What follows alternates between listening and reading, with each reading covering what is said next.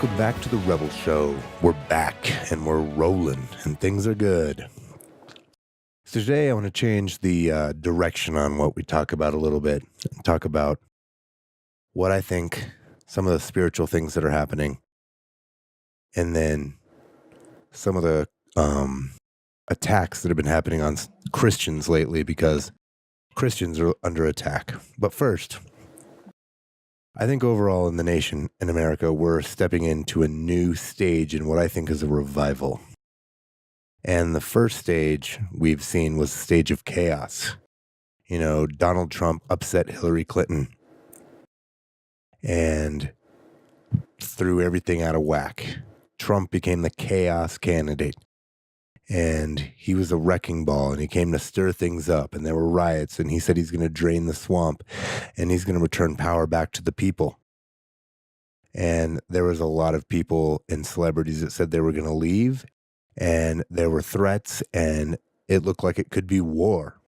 There were groups that rise up like Black Lives Matter and Antifa, and they threatened violence to American citizens. And there's still a lot of people that if you stand for a Donald Trump, you're the enemy. You must be destroyed. That's wrong. That stuff's wrong. You can have a different belief if you want. You shouldn't be violent with someone about it. But we're in the stage of chaos. And now recently, I think we've entered the second stage, which is the stage of exposure. But this isn't exposure about Donald Trump like the left is after.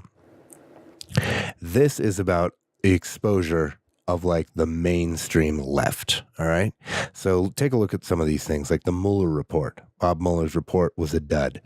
And some people knew that a long time ago. And Attorney General Barr is looking into the genesis of this probe. So there could be some people who set this in motion that could be looked at, and hopefully they are.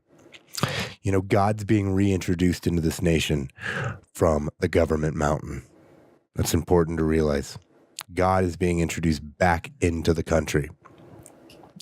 When Trump says almost after every speech that God bless you and God bless the USA, he reinvites God back into our society, right?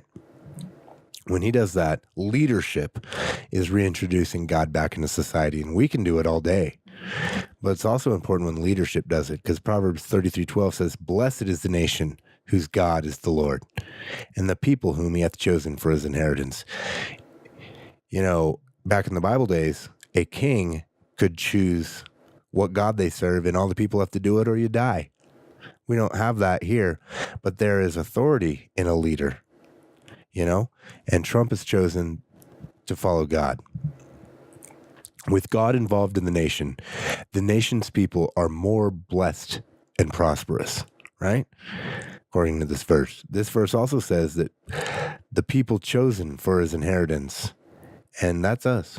We are the people chosen for his inheritance.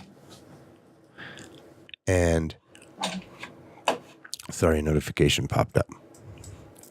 We are the people chosen for God's inheritance, and we can push it aside or we can embrace it. The president has opened the door for us to embrace these things, right? And I think we're moving into this era of exposure, or this stage of exposure, like I've been saying. And so we're starting to see corruption all over the place being exposed. Different people in leadership in government are being called out. Different people in the media are being called out.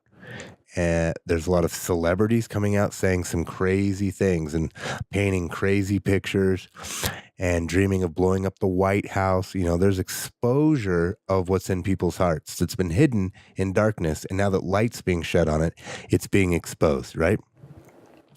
The media's lies are now coming back. Ratings on some of these big, well, I'm not going to call CNN or MSNBC big news shows because they're hardly that.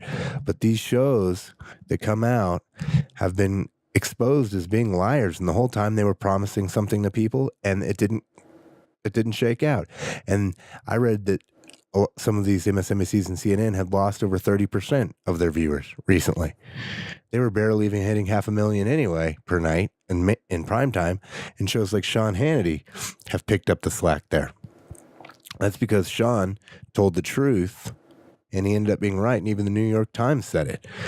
So evil is being exposed. People's bad intentions are being exposed. And that's because the enemy always, if he gets a little momentum, overplays his hand. And when he does that, he thinks he's invincible and he gets caught. And he's getting caught now. I mean, look at some of these things that some of these House of Representative people like Alexandria Cortez she's revealing the true nature and desires of the Democratic Party that party's been trying to hold back and slowly implement these things here and there. And we're talking about the hard left people. You know, there's certain things they've been holding back, slowly trying to implement, and she has come out and just straight up, here's what we want to do, here's what we're doing. And the leadership of the Democratic Party has kind of let this 29-year-old kid do it. Right?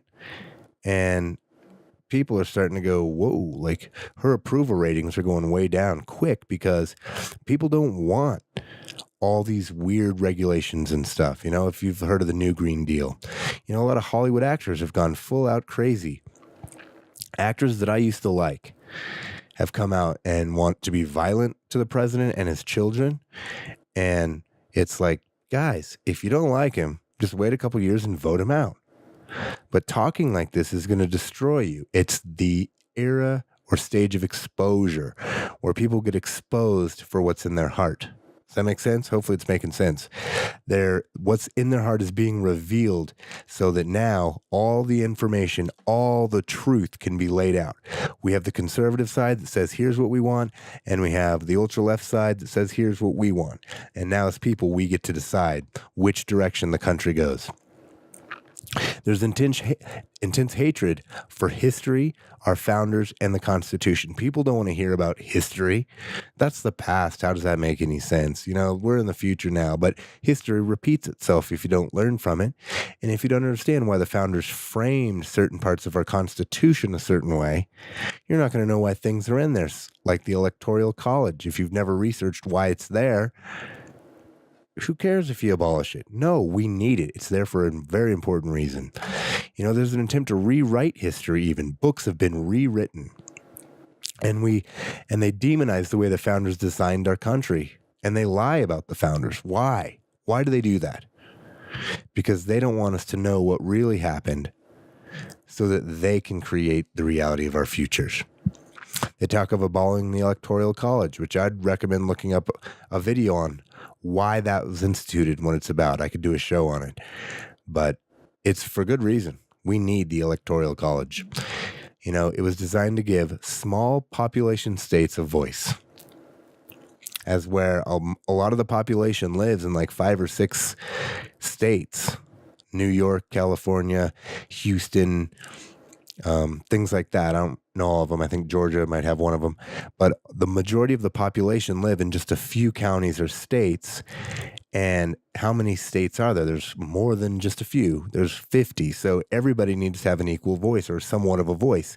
And if you give the authority to just a couple cities in the nation, that's not a good way to run a country. The entire country needs to have a voice. And that's why we have the Electoral College.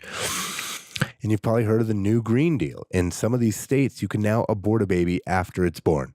They'll have the child, set it over in a place where it's comfortable, and then they'll decide what they want to do. This is just wrong, wrong, wrong. Abortion's wrong anyway, especially when it's alive. This is just pure evil. Man, this is getting back to in the Bible where some of these weird religions would sacrifice their children. And this is the United States in the modern era. And we're just a few steps away from that right now. You know, we have all the technology in the world and we're right on the verge of where who knows what could be next. But if you can just murder a born child, how is that women's health? That doesn't make any sense. So if we as Christians do not unite now and continue to be vigilant, the nation as we know it and love, the nation we know and love will no longer exist. And here's why. It won't be long until the Christians are the hunted and executed in the United States. We're not far from it. Christians are starting to go through more persecutions than they've ever had before, right? We need to unite before it gets any crazier. And pastors, I believe, should start talking in the pulpits about what's going on and giving opinion and teaching it from Scripture. And congregations, I know, are hungry for this because I've read an article that had a poll in it that showed that there's a high percentage, I don't remember exactly where I read it, but there's a high percentage of Christian church congregations that want their pastors to talk about political issues and issues of the day. And I think it's super important to do that. People need to know what the Bible says about issues, because if, like, for instance, our children don't learn about certain topics right now that are important, they'll just accept them as a norm if we don't teach against it. And I think we ought to.